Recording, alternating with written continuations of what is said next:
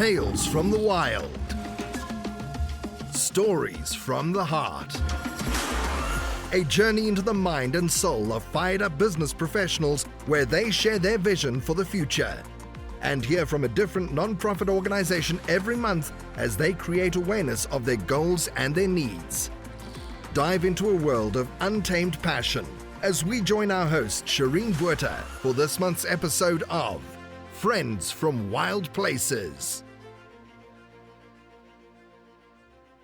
Lisa, it's so amazing because a lot of people that have been sexually abused grow up into their adult and literally die with those secrets and live life throughout, do whatever they need to, and just never speak a word of it to anyone. And so I guess what my question and I'm trying to get at is, at what point did you decide to make the decision to write a book about it?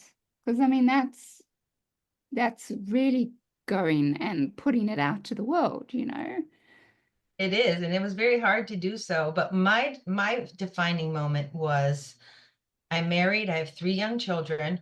I found out that I became pregnant with a 4th. That was not a planned pregnancy. It was a big surprise. And unfortunately, I lost that child. I was probably about 14 weeks pregnant and the heartbeat stopped. And I had to go in for a procedure to have this baby removed. And it was in that moment when I had to go through that procedure that my past came rushing back and hit me square in the face. Because I did become pregnant at the age of 14 by my sexual abuser, and my sexual abuser was pretty torturistic and sadistic in the abuse that he bestowed upon me, and that damage was so intensely deep that it did put me into such silence. But this moment of having to go through this procedure and this part of my life brought me right back to the exact moment when I did go and have an abortion, because there was no way I can have a child after being through the abuse that I had gone through. I was too young. I was too damaged. There was no way that I can care for a child. And I was smart enough and wise enough to know that. And we did make that decision. But in that moment, I did, it all came back to me. And after that procedure, I was having horrendous flashbacks and nightmares of, all the things that I had been through. And I had to make that choice to face it once and for all. And I decided, okay, now it's time to go to therapy. Now it's time to break that silence. And I have to tell you, it was so difficult for me to say those words out loud. I didn't want to hear it. I didn't want to hear my own voice say what happened to me. But once I did, the floodgates were open. It was all on the table. And before you knew it, I was sharing it all. And it was powerful. It was obviously emotional and all of these things. But that's when I realized that taking what happened to me, that I needed to put it out there, not just for my therapist and myself.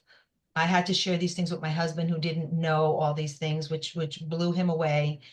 But I realized that I needed to share this with the world because people need to understand really what abuse and sexual abuse does to a child and a young adult. What is the damage and how deep does it go? So that was my fuel, my passion to take all of the pain that I've been through and make it into something purposeful, make it into a positive, because by breaking my silence and sharing my story, I'm always hoping that that's going to give someone else the courage to share their story. And I have to tell you, many people have told me after hearing me speak or reading my book and following me online and social media, that they have come to a point in their life where they've decided that it's time for them to do the same, and they're on their healing journeys. And that to me is such a beautiful gift to give to other people. And it just validates everything that I'm doing is what I'm supposed to be doing. Mm-hmm. Yeah. No, And when you first came public with your book, which again I have read quite a few years ago, how did you, I'm going to say, like, manage the, I'm sure there's people like that, are supporting of you, like family and friends. And then I'm sure that there's people that you probably never even heard of or don't even know that are like the haters out there, right? I mean, I can't imagine that you've gone through this journey without experiencing that. So can you shed some light as far as when you went public, what was actually the, like, what was the reality at that time, with family, friends, and people that you didn't even know? Yes, so much happened when my story came out because first of all, I wrote my story very differently. I wrote my story through the eyes of a child, sharing the child's perspective of abuse. So my story is not an adult reflecting, looking back on what happened. Mine is like bamming in your face, right in the moment, very raw, profound, choppy at times. It's like a clouded view when you read it sometimes because that just speaks to the damaged mind of the child. That is the route I wanted to go. So at that time, when I came out, I had a lot of haters in regards to the way I published my book. I had people say to me, "Oh, your story is not eloquent. It's not pretty. It's not put together appropriately." And my advice and my thoughts on all of that is always like, well, is abuse eloquent? Is abuse pretty? Is it perfect? No, it's ugly, it's choppy, it's clouded, it's disgusting. I wanted my story and my voice to be heard in such a powerful way that people would stop and take notice. And they did.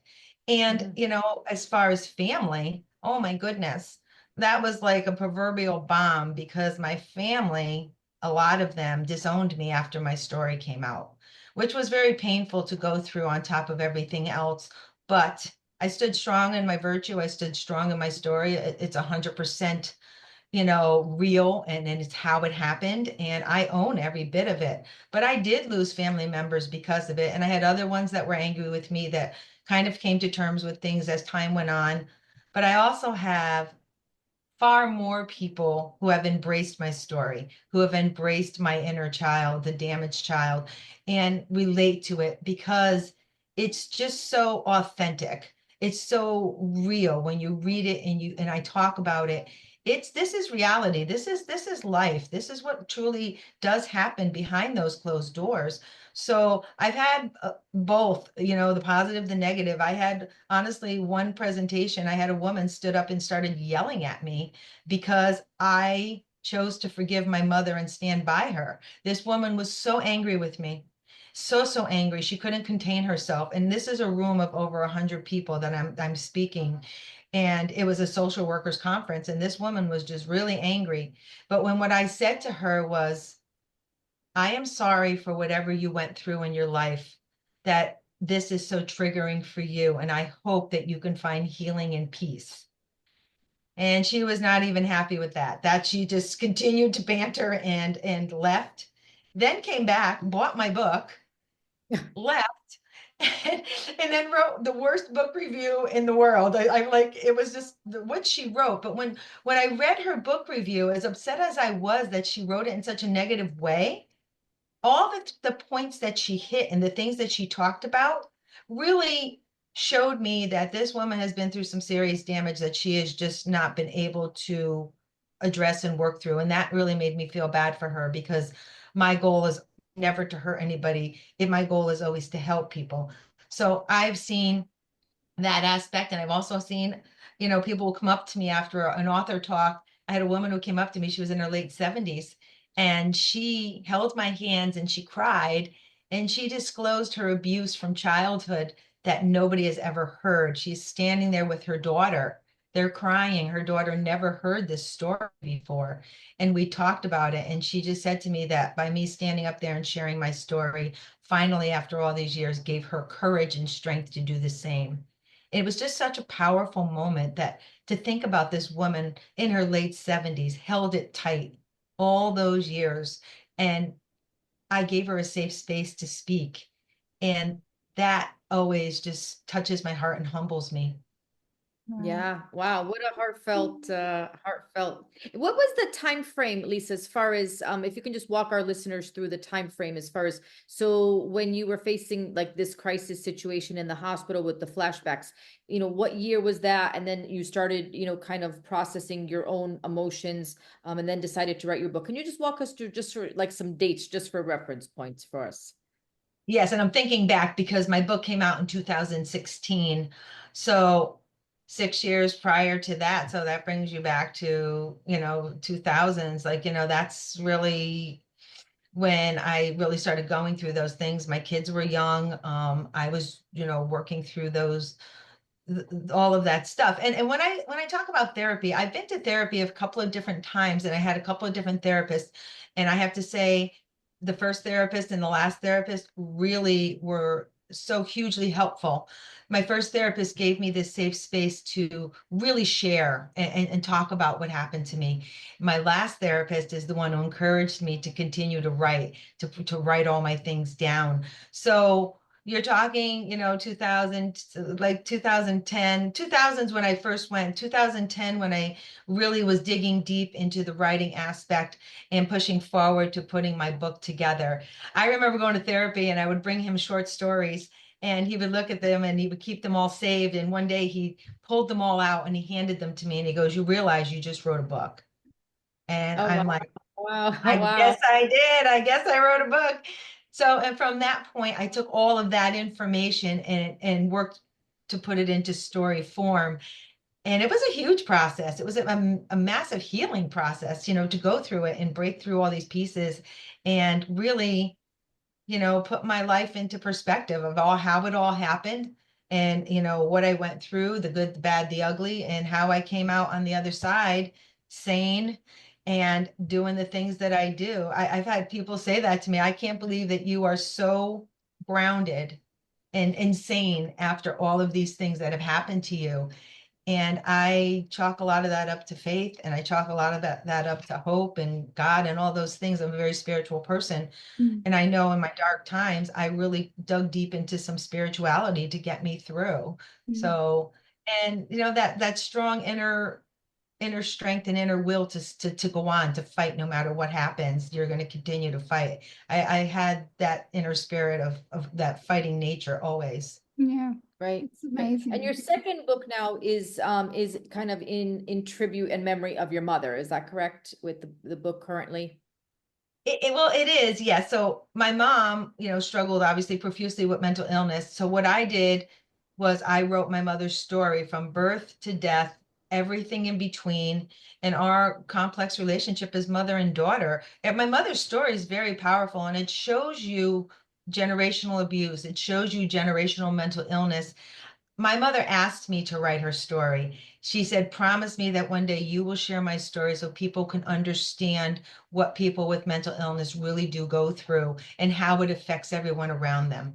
And I promised my mother that. And my mother shared all the stories of the past, wrote so many things down. And then I was able to fill in those blanks and walk in her steps, which was such an amazing experience. I have to tell you, from writing my story was one thing. Writing my mother's story was such a whole other world to step into, Mm. her childhood, her adulthood, and how it affected my family, throughout our lives. But the one thing I can tell you is that I really found different pieces of my mother that I didn't tap into because I was always riding on that fight or flight mode, the anger mode with her, and it was so hard. But really going through her life, I really tapped into who Joanne was, the person, my mother, this intelligent, beautiful woman who wanted nothing more to be a wife, a mother. She had a beautiful career as a hairdresser. She was very talented. And one by one, all those things were stripped away from her. And the loss of my brother. My brother passed away at the age of 9. She lost her only son. All those things were all stripped from her, and she battled mental illness so fiercely. So her story is a very powerful and important story to tell. And it's amazing to think that I was able to do that for my mother. And I used my story and her story to advocate and to bring awareness. Well, yeah, and I just think it's definitely meant to be because everything seemed to have worked out the way it should. The fact that you had you wrote your story, you sent it out into the world, you had family members disown you, as you said, your actual abuser, one of them being your very own mother, who actually turned around and said, wasn't even angry, but I mean, said, would you mind writing my story?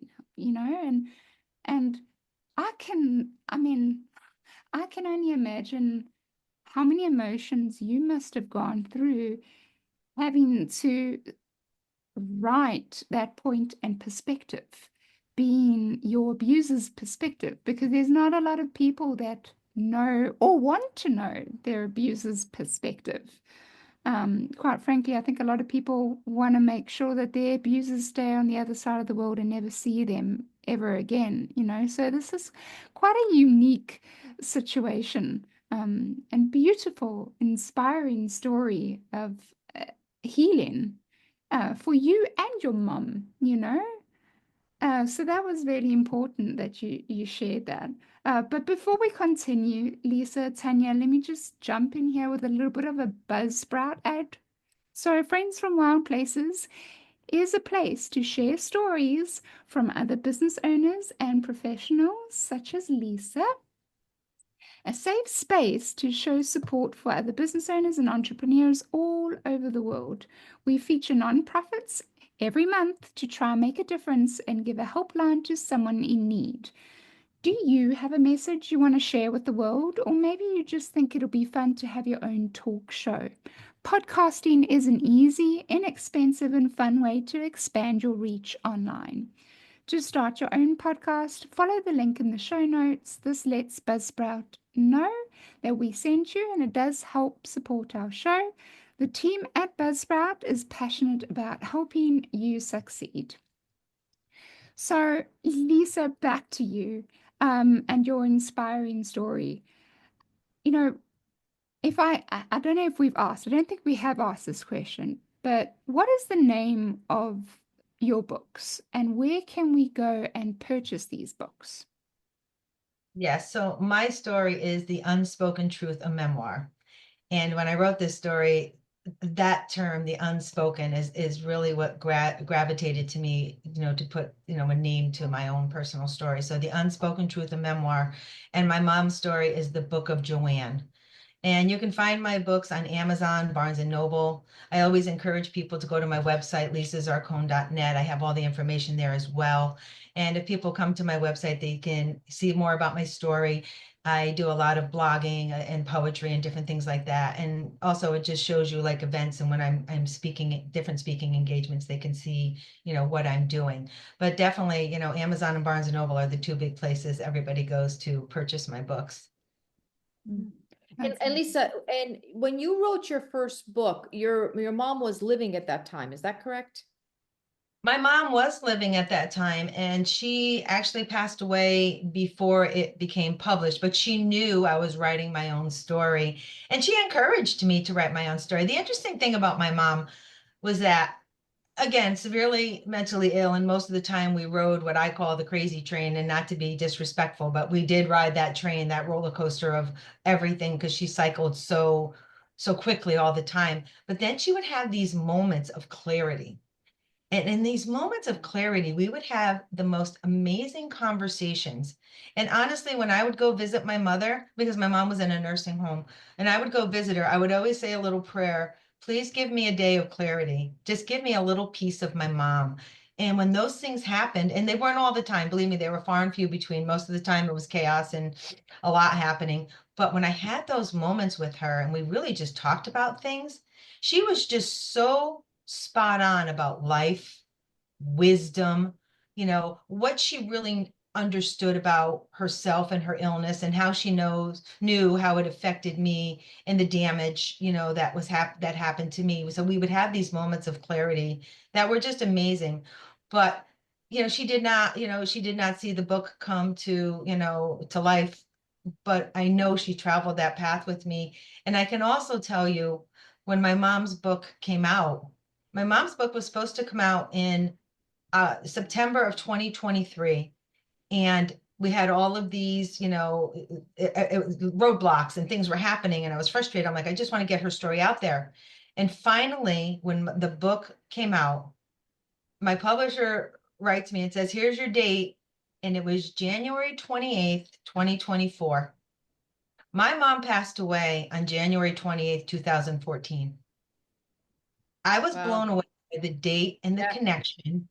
And my mom's birthday is June 24th. So you have January 28th, 2024. And to me, that's fate. To me, I'm a firm believer in those things. And I felt like that was just a massive sign from my mother, clapping from the heavens, saying, Lisa, you did it. You did it. You got your Just story got out there. chilled You when you got my said that, story. Lisa. Yeah. Yeah. Just got chilled when you said that. It's true. Yeah. It was amazing. And it was just so shocking, of all dates. How did that happen? It was supposed to be fall of 2023. Now here we are in 2024 on the date of my mother's passing. To me, that was just a massive sign to say, again, you're in the right direction. You're doing what you were always meant to do, and keep on going. Yeah. And I'm so like, I don't know if that word is happy, but I guess I'm just hearing in what you're sharing, about your relationship with your mother, that she was alive when you wrote your story, and she actually encouraged you to do that, which is really, that's quite profound. If like as Shireen said, most of the time it's like the abusers, you want them literally across the world, or not on the world, or not in the world. And to hear you say that, because you kind of, I'm going to use the word, not came full circle, but kind of put those pieces back in a very maybe indirect way, that it's really profound in hearing it. Yes, and I know, like, a lot of people, when you go through abuse, and it's hard to look at your abuser and say, I'm going to give forgiveness, or I'm going to give empathy, and all of those things. And I'm really careful when I speak about forgiveness, because that is just its own entity. When you go on your healing journey, that's one piece of it. The forgiveness is a whole nother, but that's just a very personal thing that you have to decide that you want to look into and want to tap into. So for me, I wanted to find forgiveness to my parents. So I took the initiative to look through their eyes. And look at their perspective of what their lives were like, why it all fell apart, and why did the abuse happen to me. That was such extremely hard work to do. I did one parent at a time, walk their life path, and it really put into perspective, and it gave me answers to the why and how it fell apart, the why and how the abuse was bestowed upon me. It doesn't make it right. It doesn't mean that they made the right decisions. The abuse is what the abuse is, and that they can never change. But by walking in their footsteps, I was able to find compassion and empathy and forgiveness, because I know their roads that they traveled were so difficult. And it's just unfortunate that generational abuse piece continued on into my life. But I was able to find forgiveness to both of my parents.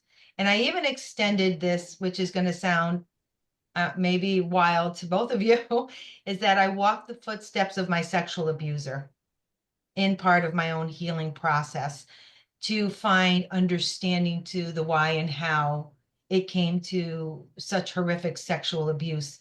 And what I found in his childhood, that he was an abused child.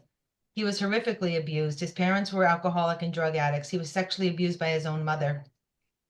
He had mental illness as well. And unfortunately, he fell through the cracks, and he was treated horrendous. And that came forward and dropped into my lap, the innocent victim. So I found empathy for his small child, his empathy for his inner child that was so damaged. Did I find forgiveness? I'm going to be very, very honest. No, I did not find forgiveness, because he went on to abuse so many other people after me. He abused his wife, his children. And I know that because I had one of his daughters came forward and questioned me about my book, The Unspoken Truth, and asked me about her father. And she disclosed information to me about his past and all of the things that he did. And I could not find forgiveness, because that abuse just went on so horrifically and so horrendously. But I did find empathy for him, because he didn't deserve to be treated that way as a child. No child deserves to be abused. That's awesome. That's amazing, Lisa. Sure. If I could be more like you, just amazing. It's amazing. You really are a great inspiration and an example that it's possible, Tune in next week for part 3 of Friends from Wild Places. You've been listening to Friends from Wild Places with Shireen Bueta. Be sure to subscribe to the podcast from the links to catch every episode and unleash your passion.